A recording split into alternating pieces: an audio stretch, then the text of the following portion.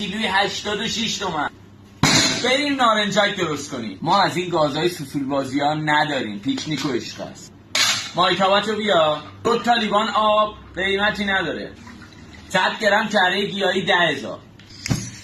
نیکبیک تو روشن میکنی، یه کوچیلی هم بهش نمک میزنی. اینم تو بگو 1000 تومان. انقدر اینو هم میزنی تا جوش بیاد. آب که اینجوری با کره جوشیدش، نوبت آرد و بکینگ پودره. 2 تومن بکینگ پودر، 8 تومن هم آرد. قاطی میکنیم با هم، میره توی کره. 10 دقیقه روی شعله ملایم داغ میزنیمش. شعله گازت کم باشه ها. شبیه سیب زمینی کوبیده که شد دیگه بسته، برش دار از رو جا. داغ نریزی تخم مرغ رو این تو نیمرو درست کنی. یه ذره صبر کن بذار از حرارت بیفته. دستگاه ژاپنی میاری، 8 تا تخم مرغ، 8 5 تا 40 تا 40,000 هم میشه تخم مرغ. دونه دونه اضافه میکنی تو مخلوط سیب زمینی کوبیده.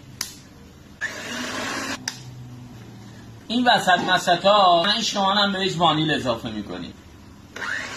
بیا اینجا. بافتش باید این شکلی بشه، نگاه کن. طبق معمول لیوان زنبوری میاری، لیفتو میکشی روش. دستم تمیزه. ملاتمون رو میریزیم داخل قیف.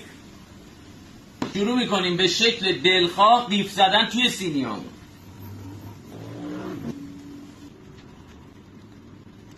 دمای 200 درجه فرمون رو از یه رو قبل گرم کردیم، بذاریم داخل فر.